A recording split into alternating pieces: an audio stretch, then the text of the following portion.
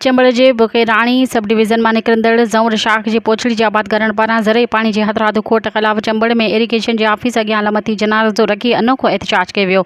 चंबड़ एहतजाज कंदड़ आबादगारनि में निसार अहमद, इशफाक अहमद, दोदो मुंगलजो, मुनीर अहमद, ज़कर अली ऐं नूर अहमद टंगड़ीअ जी अॻवानी में एहतजाज कयो वियो। चंबड़ इरीगेशन जे करप्ट अमलदारनि मुंड जे बाअसर आबादगारनि खे असांजे हिसे जो पाणी विकिरो करे छॾियो आहे, जंहिं जी शाख जी पोछड़ी में पाणी जी जाइ ते वारी उॾामण लॻी आहे। आबादगार चंबड़ सब डिवीज़न बुकेराणी इरीगेशन SGO ऐं ॿियनि अमलदारनि वॾी रिश्वत एवज़ पाणी विकिरो करे छॾियो आहे।